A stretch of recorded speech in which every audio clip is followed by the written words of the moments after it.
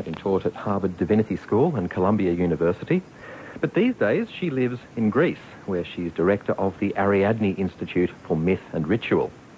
Carol Christ's first book, Woman Spirit Rising, was a key text in the emerging field of feminist theology in the late 1970s. And since then she's been a leading writer and teacher on ancient traditions of goddess religion. And if you thought that feminist theology in the 21st century had lost its power to confront, well, then you'd be sadly mistaken. Carol Christ was scheduled to give a lecture this Saturday evening in Sydney at Santa Sabina College in Strathfield. That's run by the Dominican Sisters. But it turns out that she was too hot to handle. Early this week, the college was contacted by the Catholic Auxiliary Bishop of Sydney, Julian Porteous. He'd been asked by Cardinal George Pell to inquire into the nature of the lecture being given at Santa Sabina. A statement released by the bishop said that following an inquiry from myself on behalf of the Archdiocese, the Dominican Sisters decided it would be inappropriate for a talk promoting goddess worship and pagan spiritualities to be held in a Catholic venue. The Dominican Sisters were unavailable for comment, and Cardinal Pell is currently in Rome. The organisers of the event then approached Meriden School, an Anglican girls' school, also in Strathfield. Meriden were afraid that the school might be seen to be endorsing the unorthodox views of Dr. Christ, and so they declined. Anglican Archbishop of Sydney, Dr. Peter Jensen, has reportedly said that he stands by the school's decision. And Carol Christ will now be speaking at the Uniting Church in Strathfield on Saturday evening. Well, we'll be talking with Carol Christ in a few moments. But first, Dr. Patricia Brennan is National Convener of the Australian Feminist Theology Foundation, one of the bodies that invited Carol Christ to Australia. And Patricia Brennan is talking with Noel Debien. To our great surprise in the 11th hour, we've had a venue denied us because it's Catholic property. And Christian Ideas are not Catholic property, and we were rather hoping that they'd be able to get out from that venue. Can I ask, what is at stake here? I guess the question is that whether it's control of property or whether it's control of ideas. And the Church has a mechanism for controlling ideas when it actually doesn't let you speak. So the silencing of women is nothing new. The silencing of any creative theologian isn't new. But we're a bit surprised because this was not a matter of wide interest in 2005. The days of creative interest by a groundswell of feminism are really over. Like all prophetic movements, they come and they go. Yet there is precedent for the Dominican Sisters sponsoring this type of event, isn't there? Elizabeth Schussler-Fiorenza, who's probably a noted feminist theologian, I think she'll go down in history as having made a difference to Orthodox theology in the end. She spoke at Santa Sabina in 1989 to a very large meeting, and that launched the Australian Feminist Theology Foundation, which is really a combination of all the reform groups, Catholics, Anglicans, Uniting Church, and women who are outside the Church. Well, I'm interested that you talk in that interdenominational way too, because in a sense, Carol Christ herself is beyond denomination now. Yes, but theologians are usually beyond something, aren't they? I mean, their job is to think.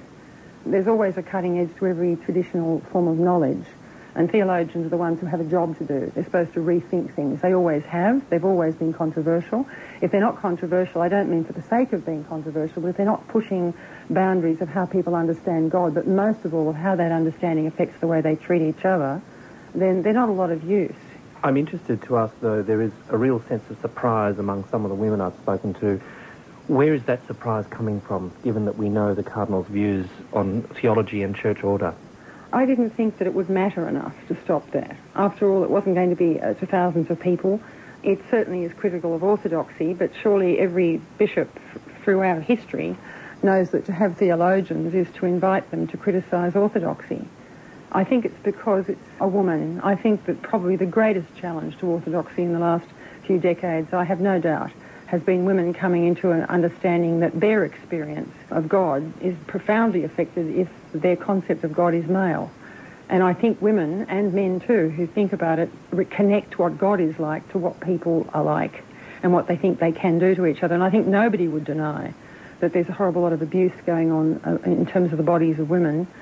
And I think they relate that to hierarchy and power over other people. So I think it will go down that feminist theology genuinely impacted orthodoxy in the 20th century.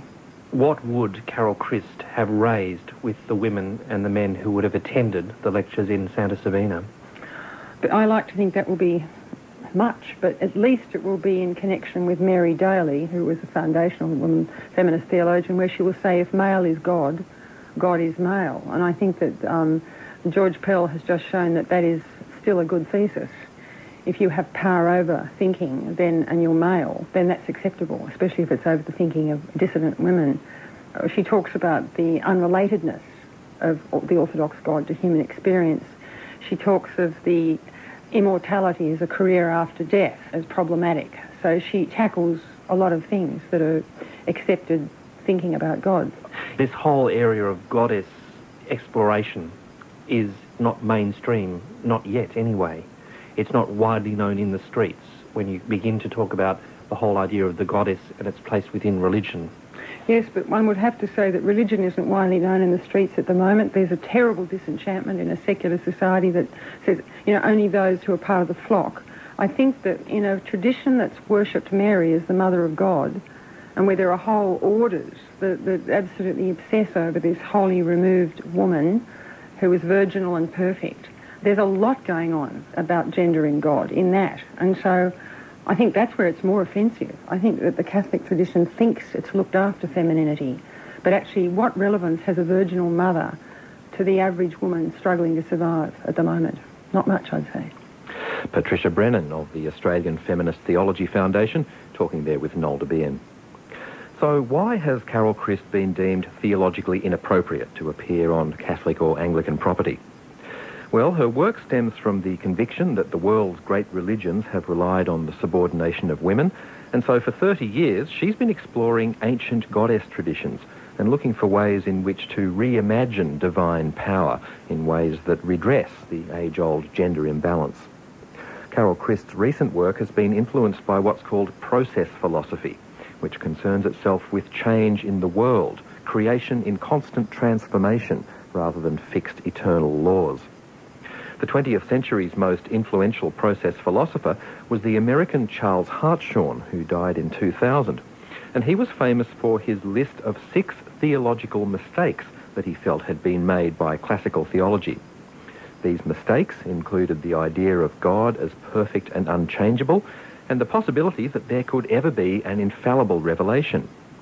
These ideas are all developed at length in Carol Christ's latest book, She Who Changes, and so maybe it's not particularly surprising that certain elements in the established churches would rather she took her business elsewhere. Anyway, let's hear from Carol Christ. She's on the line from Brisbane. Some people think that when we begin to imagine God as she, it's a simple sex change operation on the divine power, or as Rita Gross once put it, Yahweh in a skirt. But in my book, I talk about the fact that I believe that the divine power, in the largest sense, is inclusive of all, of male, female, any genders in between, of animals, plants, cells, atoms, particles of atoms. So in the largest sense, the divine power can be imaged in many, many different ways. The importance of imaging the divine as she is really a Western problem at this point in time, where we have several thousand years of exclusively or predominantly male imagery for God. And I think the picture that almost everyone in our culture has in their mind of when they hear the word God is an old man with a long white beard. Now, they may quickly say, I didn't really think God is like that. But I think that image comes to mind for almost all of us. And it's very important to shatter that image. And the only way we can shatter that image, I believe, is by affirming images of the divine as female. Doesn't that bring a particular set of problems for women, though? You often hear it argued that goddess theology establishes a whole new set of fundamental characteristics for women that could be as oppressive as the old patriarchal stereotypes. So what does goddess theology have to offer to women, for example, who say, well, I'm not particularly nurturing, or I'm not a very earth-centered person, I'm actually very rational and abstract? I don't think that goddess spirituality has ever denied the rational capacities of women. If you look at ancient goddess traditions, it's always been understood that goddesses in the past have been attributed with inventing writing, poetry, music, and so on. So it's not simply a body thing, but it is a holistic spirituality. Now, if anyone, female or male, says I'm not particularly earth-centered, what goddess spirituality has to offer them, I think, is a way of becoming more earth-centered. I think that we are creatures of this earth, and if we're not earth-centered, I believe that we're alienated from our true place in the world. And one of the reasons that I found process philosophy to be useful in this matter is that it's a philosophy that's addressed to both men and women, stating that the highest power in the universe is the power of sympathy. You could call that nurturing if you wanted to, but this is not a capacity that's only for women. It's for both women and men. Well, let's tell me more about process philosophy, because as you've said, this is fundamental to your new book, particularly the work of Charles Hartshorne.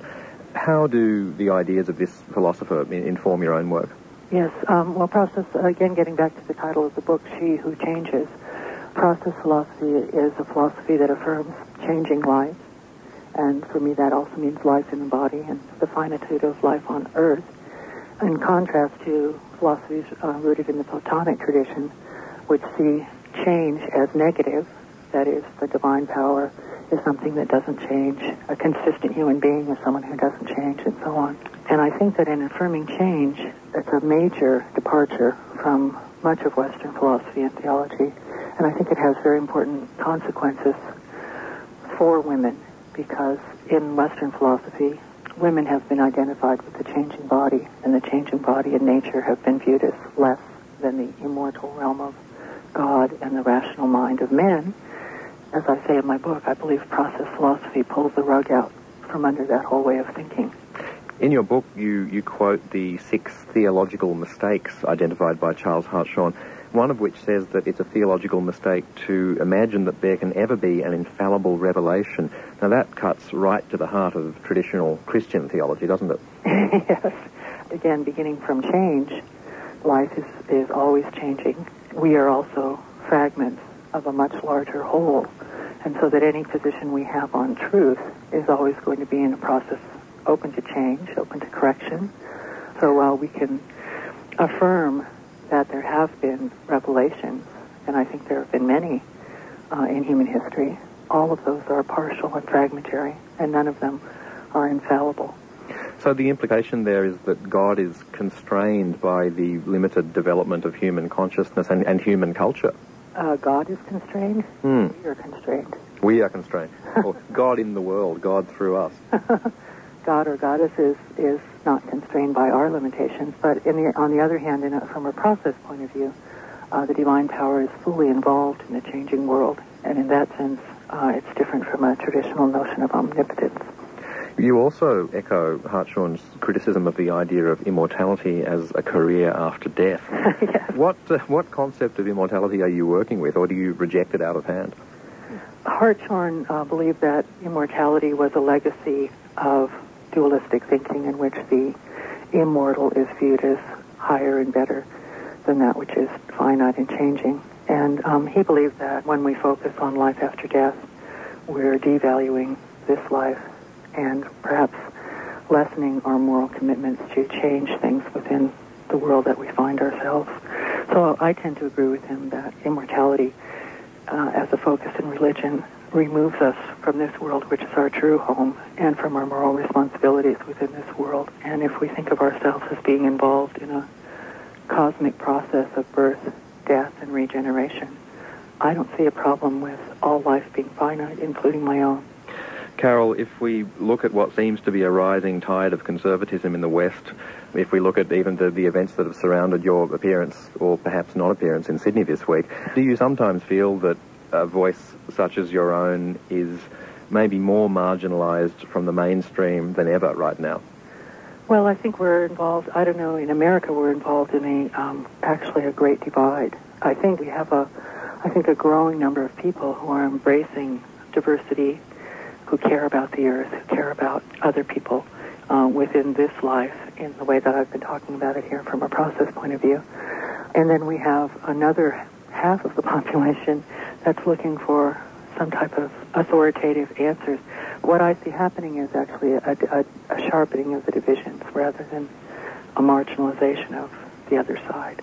So, I mean, in a way, when I've never been denied a venue by the Catholic Church before, and on the one hand, I was kind of surprised, and on the other hand, I was kind of delighted, because to me it showed that the Catholic Church is afraid of me. So that doesn't mean I'm marginalized. That means I actually have something to say that they're afraid might convince people if they heard it. It might be attractive. author and theologian Carol Christ. And Carol Christ will be appearing at the Uniting Church in Carrington Street, Strathfield in Sydney this Saturday evening at 6 o'clock. She'll also be speaking in Canberra, Melbourne, Adelaide and Tasmania. Full details on our website at abc.net.au/religion. On ABC Radio National, Radio Australia and the World Wide Web, you're listening to The Religion Report.